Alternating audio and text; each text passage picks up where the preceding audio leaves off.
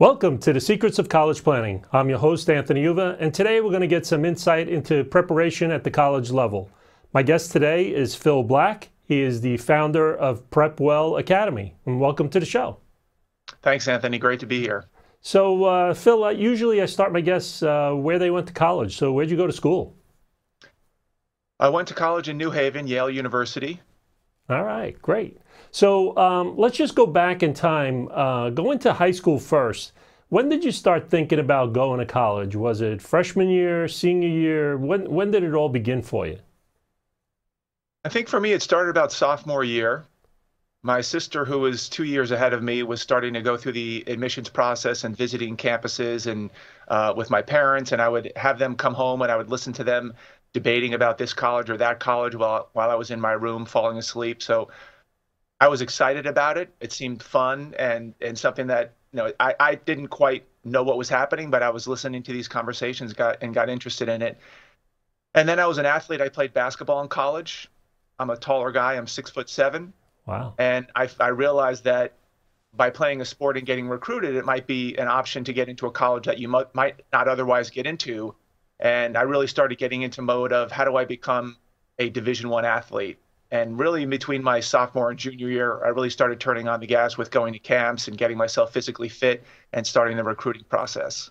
Gotcha. So you go to Yale University. How is it like? What'd you do? Tell us a little bit about Yale University. Yeah, it was a great experience. It was an eye-opening experience. I showed up on campus and it seemed like I was out of place. I come from a public high school, and I would be up in my dorm room looking out the window, and I'd look out on the courtyard and on the grassy campus area, and it seemed like everybody else belonged there. They were playing frisbee, they had Birkenstocks on, they seemed like they had been there before, and I was up in my room huddling, not sure that I had found the right place. But thankfully, I had this affinity group of basketball players. There were four of us who got recruited that year. So we would gather together and go play basketball. That's what we knew. That's what we loved. And it made the transition into college a lot better. I also got an eye opener that the competition going from high school to a Division I athlete, albeit the Ivy League is not what you would consider a Duke or Kansas or one of these elite high level Division I schools. But even years ago, it was still a pretty good high level of basketball. So I did not have an illustrious career. I got injured periodically, and I never really got my physical body in shape enough, or just haven't recovered from injuries enough to really get it going. So I mean, I played for 4 years, but I wasn't a starter. I didn't have a major impact, but of course, I did make major friendships on the team. Given that when you play a Division I sport, you're around each other a lot. You get to know each other very well. And to this day, I'm still great friends with all the guys that are on my team, both in the classes above me and the class below me. So all around, it was a great experience, great academics. I was in a fraternity. A lot of my time was taken up with basketball. That was part of my identity. And then I ultimately, graduated and ended up taking a job on Wall Street. So that's my next question. So you graduate from Yale University. How does one go from graduating from Yale to becoming the founder of PrepWell Academy? Yeah, it was a winding road, Anthony. I have to tell you, it was not particularly difficult leaving Yale and going onto Wall Street because there was a pathway. Goldman Sachs, who the company that I got hired by, they came to campus. They liked athletes because they liked the idea of somebody who had a lot of teamwork and was able to manage their time and just had that type of background. So I interviewed, very rigorous interviewing process. We had my basketball team had a long history of people going to Wall Street. Wow. From our team. So there was a lot of other people who were encouraging us and advising us. So I got a job with Goldman Sachs, which is a big investment bank in New York, in Manhattan. At the time, I think there were only 2,500 employees. It was a private company. Now it probably has 35,000 employees because it's a public company now. Yeah. Had a great experience there. I wouldn't say it was a great fit for me, given that I'm not necessarily a big numbers person and a markets guy, but it was exciting. My friends were doing it. It was one of these 100-hour work week jobs. And made money, made pretty good money. And it was just, there was a big vibe that I really liked, being very interested and engaged in the work. But about 2.5 years into it, I had to make a decision. Do I want to go to business school? Do I want to continue with Goldman Sachs? They were asking me if I wanted to come back as an associate. And I had a moment, Anthony, where I had worked for 18 months in a row without one day off. Wow. And I was getting out of shape. I was getting overweight. This was new to me because I had always been an athlete. So that was throwing me off my game. And day 181, when my business mates who I worked with at Goldman, they said, "Hey, you've finally taken a day off. Let's go skiing." So I said, "Oh, I'm not much of a skier. I'm always in the basketball season. That really wasn't my thing, but I guess I'll go. I'll try it out." So lo and behold, my first run down the slope in the skis, I fall down and I blow out my shoulder. Oh, So now I have to go back and I have to get shoulder surgery. And then I'm going back to Goldman Sachs with this sling. I'm coming up on the end of my analyst time and walking home from work one night. I forget the exact date, but I was walking home. It was about 3 in the morning, which was pretty typical. And I had my sling on. I had my briefcase in my hand.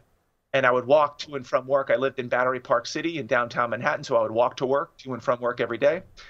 And I stopped on the corner of Liberty and Wall Street, and I looked up, and it happened to be a brilliant night sky and stars everywhere. And I basically said to myself, "Is this where I'm going? Is this the best that I can be?" And I had the sling, and my arm was throbbing, and I just was not in a great place.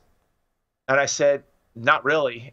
And then I challenged myself with this question that rings in my head, which is, if I could do anything in the world, what would I do and what would I be? And the answer at that moment when I opened my mind was very clear. I wanted to be a Navy SEAL. wow. And it's a pretty sharp contrast given the story that I've painted so far. But I had grown up near the water. I had grown up with some military in my family. I loved the energy. I loved the sense of duty and service, and wanted to serve my country. And from that day forward, I just decided that was what I was going to do. And it was a difficult process. Most people have probably heard about the Navy SEALs and seen on TV some of the Hell Week and how difficult some of the training is. And I was able to manage and get through that, and ended up becoming a Navy SEAL officer and staying in the Navy for about 6 years. Wow. Fantastic. And then from there, where did you go? From there, that was what we call the dry years. This was pre 9/11. So as an officer, I started to get to the end of my operational career, as we might say. And I started looking over the horizon. I was engaged with my wife, who also went to Yale, and I wanted to get out of the military. I wanted to start, look into something else. So I ended up going to business school because I wanted to somehow smooth the transition from a very severe work experience and work life in the Navy SEALs to getting back into the private sector. So I went to Harvard Business School for 2 years. It's a 2-year MBA program, and fantastic experience again, made great friendships, learned a lot. And then 9/11 happened, which was, as everybody in our era knows, was a pretty life-altering experience. Yeah. I was trying to figure out, do I go back to the SEAL teams? Am I going to be recalled into the SEAL teams? I'm graduating from business school. I have business school debt. The economy's in shambles. What am I going to do? My wife then tells me that she's pregnant with twins. Oh, We had been married for a few years at the time, so that threw a wrench into the system. So I decided that I was going to leave it in the hands of the man upstairs and say, "Hey, if I get recalled, I get recalled, but I'm not going to voluntarily go back and leave my wife for 4 to 5 years, whatever it might be." So I ended up not getting recalled. It took a few years to really get everything back up and running in terms of the special operations. So I ended up going back to Goldman Sachs during this tumultuous time in the economy because I was a known entity. They knew who I was. They were inviting me back, and I had these twins. I had to support them, and I decided to go back in a slightly different role at Goldman Sachs. And I only lasted about 6 months. And I was taking a motorcycle to work. I was working out at 4 in the morning just in case I had gotten recalled, and I was trying to stay in shape. And my wife just asked me, I remember it as it was yesterday, she said, "Hey, if you're not happy in this job, you need to do something else. I want you to have some soul back in your eyes." So I said, "Wow, if you're willing to allow me to leave this job where I was making a lot of money, and we lived in the marina in San Francisco, and we had the Volvo station wagon, and what more could you want? I said, if you're willing to do that, let's hit the nuclear button. Let's move down to where we want to actually live. We were in San Francisco, but we actually wanted to live in San Diego. And we moved down here to San Diego and basically started over. We didn't have a job. We didn't have anywhere to live. And we found a little apartment and started over. I started doing some fitness consulting and decided to become a firefighter, which was another sharp turn of events. Not that many people who go to Yale and go to Harvard wind up being a firefighter, but to me, it allowed me to give that service that I love, that the duty to community, and it allowed me a flexible schedule to be around with the kids because I'm a big family guy. And within about a year and a half, I quickly realized that it's pretty expensive to live in San Diego. We had a few more kids by then. We now have 4 kids. Wow. And I decided that I needed to make more money somehow. I couldn't figure out this 9-day a month firefighting job making money, but I had to support this whole family. So I ended up starting a fitness business called FitDeck, which stands for Fitness Exercise Playing Cards, or a Fit Deck, fitness deck. And I started building that business. The deck of cards had pictures of fitness exercises on them that you would shuffle up to create your own workout. And I built that with my wife for 6 or 7 years out of our garage. We got some pretty good publicity. We had done pretty well sales just for a husband and wife team out of our garage. I think over 5 or 6 years, we made over $5 million in revenue, top line revenue. And we got an opportunity to go on Shark Tank, which was a fantastic experience. I went on the show. I did not get a deal on the show, but within 3 months, I ended up having a lot of people who were interested in the business. Although the sharks didn't like the idea as an investment for them, there were other people who had other businesses going on that they thought was going to be a good match. So pretty quickly after that, I sold the business, the FitDeck business, and then I had some more time on my hands. I started looking around for other things to do and what really interested me, and I ended up creating what I do now, as well as a firefighter. I continue to be a firefighter, but the new business that I started is called PrepWell Academy, and that grew out of the angst that I saw with the parents on the sidelines of these sporting events that I would go with my children. And although at the time they were pretty young, they were in 5th and 6th and 7th grade, but I heard the high school parents just agonizing on the bleachers about how so-and-so couldn't get into UCLA with a 4.8 GPA and how such and such SAT didn't even get them into a state school. And somehow I got drawn into the conversation because they said, hey, Phil, you're the guy that went to Yale and Harvard, right? Well, what's happening with college admissions? How come the kids that seem very qualified, how come it's so difficult to get into these competitive schools and athletics, and how does it all work? And I frankly didn't really know that much because I had been out of the loop for a while, but I was of course intrigued by it. I then balanced that against what I actually was passionate about and what I thought my superpower was. And at the time, as I thought about it, Anthony, it's a weird superpower, but one of the things that I happen to do well as somebody who's not the smartest guy in the room or the greatest athlete in the world, I somehow found a way to have success getting into extremely selective programs, whether it was Yale, whether it was being a Division I athlete or working for Goldman Sachs or going to Harvard Business School or becoming a Navy SEAL or getting onto Shark Tank. These are like single-digit percentages of ever getting into those and even getting a chance to do any of those things. So I've somehow strung together 5 or 6 of those in a row. And I said, wow, maybe I can take all the lessons that I learned for those 20 years of figuring out how to do this and apply that to the very competitive and selective process of college admissions. And boy, won't that help my young kids who are coming up the ranks. And in the meantime, I can help other kids. And that's how PrepWell Academy was born about 5 years ago. So now PrepWell Academy, give me a sense of what exactly you're doing for these students.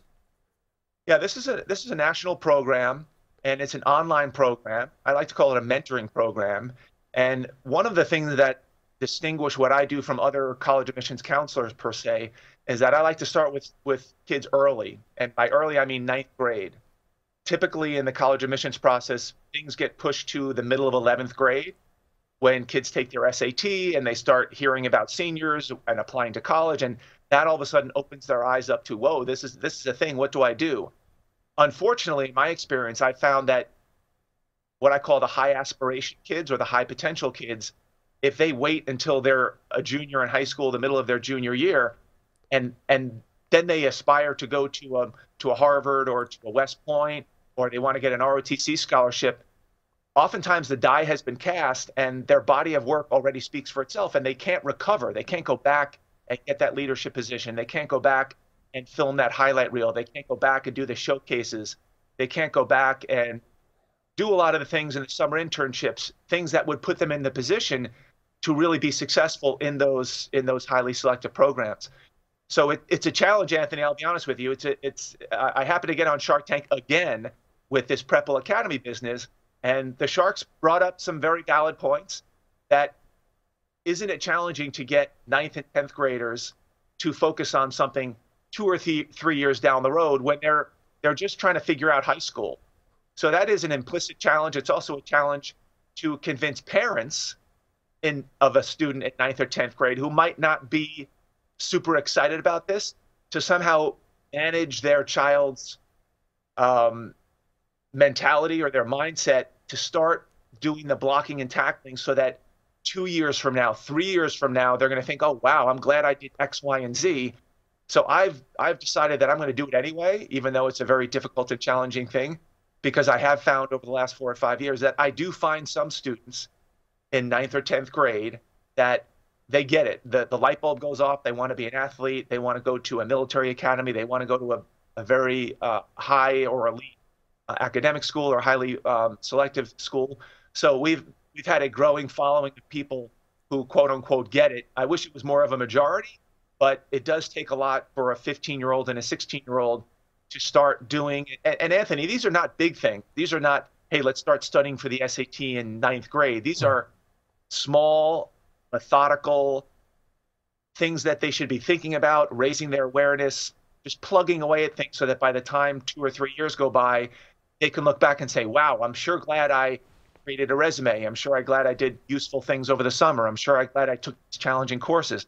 I'm sure glad that I learned how to create good study habits and how to organize my computer. And so I'm basically their Uncle Phil who, in terms of how the process works, once they enroll, they get a video from me every Sunday where I give them a little tidbit. It's usually 3, 4, 5 minutes. It's not a big long lecture. It's not a whole college course. It's literally me like they're my child, like I do with my sons who are now seniors in high school. And I metaphorically tap them on the shoulder and say, hey, when you're a 9th grader, I know you're maybe not be thinking about these things down the road, but you should figure out this now. You should figure out your study habits and how to create a study environment that's going to be very conducive to learning. And this is what you should think about social media. And this is what you should start thinking about crafting a brand for yourself about what you might want to position yourself in down the road. Typically, the people who join my program fall into 4 different categories. The first category we call the pathway plan. That's for people who aren't super aspirational, meaning they don't have to go to Princeton, but they want to go to a good school. They want to be competitive. They don't want to just blow it all off, but they may not want to have the sophistication level of somebody who really wants to be a doctor or a lawyer or something. So that's the pathway plan. It's the baseline, the foundation plan. Then there's an athlete plan for athletes in 8th and 9th grade who feel like they want to use sports as leverage to get into college, whether that's through a scholarship or just like I did, using it as leverage just to get admitted to a school, because sports plays pretty big role there. The third pathway is the military plan. That's for people who think they want to go to get an ROTC scholarship, or they want to go to West Point or the Naval Academy or the Coast Guard Academy. And then the last one is we call it the Ivy plan, which is simply for people who want to get into I call it a top 20 school, schools that are difficult to get into. And if you're not planning and starting way ahead of time, it's probably going to be very difficult in the 11th hour to try to figure out a way to be successful. So now, do you? So you're more of a consultant. Do you handle a lot of kids per year? Do you get kids from all over the globe coming to you? How does that work? Yeah, typically it's domestic students from the country. We do have some people from Canada. We do have some people from overseas, but the program and the advice is based on the U.S. curriculum and based on the SATs and ACTs. So we do have a smattering of people because, especially in the 9th and 10th grade, there is a lot of just general best practices of how to be a good student and how to be a disciplined student and how to get motivated. And then later on in 11th and 12th grade, it's a lot more US specific, domestic specific timing and things. So we have hundreds of people around across the country because I don't have to specifically have them as a one-on-one client. So it's very scalable. Anybody can join at any time. I actually don't allow people to enroll in 11th grade and 12th grade. It's just no longer open, even though the program extends all the way through 10th grade. That's my way of putting my money where my mouth is, because what I found is if I open it up, and I did this in the beginning years, if I open it up to 11th and 12th graders, everybody just procrastinates. Sure. And they follow me on social media and they follow my podcast, but they just don't ever flip the switch. And they're kind of half in and half out. So eventually I just said, listen, I have so much conviction that if you believe in what I'm saying, you have to enroll by sophomore year. Otherwise, it's almost wasted effort, because they do come to me in 11th grade. Oh, I wish I had enrolled, you should have like forced me to enroll or given me a ticking time bomb offer or something. So I don't really like using those tactics, but I just try to convince people, listen, if you can't bring yourself to believe that this information is valuable enough by the end of your sophomore year, then you're just on a different plan. You have a different philosophy. That's fine. I do have a small cadre of students that I work with in what I call my PrepWell private plan, a small group of students that I work with traditionally one-on-one. Like most college admissions counselors, they have a group of, say, depending on how intimate they get with their students, but they have maybe 20 or 30 or maybe even up to 50 cases, as we call them, and they try to juggle all those different students and give them advice. I keep my private students to no more than 10, because the kids that I work with, there's a lot going on. They want to go to a military academy, so they have to do extra interviews and fitness tests, or they want to be an athlete, so there's coaches and there's highlight reels and there's a whole nother, many more layers of things. So I can't carry 30 students with all of those different moving pieces. So I tend to get kids who are motivated. They want to do one of those three more heavy duty preparation plans. So I have the online program that's for everybody that can get all the advice all the time, 24/7. The parents get the advice as well. And then I have that small group of people who I work with one-on-one. So now, how do these students find you? Typically word of mouth and online. We happen to be on Shark Tank, so that helps out quite a bit. It really raises your profile, and a lot of people come to the website by way of either the first airing, which was in April, right in the beginning of the pandemic. So actually, the pandemic, in a weird way, helped us out quite a bit, because now a lot of people are working from home, and there's not quite as much of a leap to learn from someone over video. 3 or 4 years ago, it wasn't as ubiquitous that people would be learning over the internet. It's like, well, is my son or daughter really going to listen to this person in a video? So now it's just everybody's doing video coaching. So this has been, in a perverse way, a boon to our business, just because this is very familiar to people now. Not only that, but a lot of kids are not going into school, and they're having a harder time connecting with their guidance counselor because they can't walk into the guidance counselor's office. So they're getting email newsletters, and they're getting their guidance counselor to put up a video every quarter. But sometimes instead of that, they'd rather have me talk to them every single week for 4 years than put all their hopes and dreams on the guidance counselor who's working from home. Great. So, well, we're coming to the end of our show. And usually I ask my guests, what advice do you want to give to the parents, the students that are watching this? What advice do you want to give them? Yeah, the biggest piece of advice, and the thing that I hang my hat on in everything that I've done, whether it's getting into Yale or Shark Tank twice or whatever it might be, is preparation. That's why I named the business PrepWell Academy, because I'm trying to help you prepare well for the future. And if you start ahead of time, and for parents, try to do whatever you can to help your child believe that this early preparation, and use me as an example. Hey, I found out about this guy, Phil Black. He's not the smartest guy in the room. He doesn't come from a legacy of parents with a lot of money. He's a public school kid, and he's been able to do all of these things that some people would say, I'd love to do one of those things. Well, you too can do all of these things, but you have to start early. You have to start ahead and prepare and make sure you know what to expect, instead of figuring this stuff out later on and then regretting that you have to go back in time and try to rewrite history. So prepare early, prepare early, prepare early. Well, great. Thank you very much for coming on the show, Phil. I appreciate it. Thank you, Anthony. Best of luck. Yeah, so you've been watching The Secrets of College Planning. I'm your host, Anthony Uva. Until next time.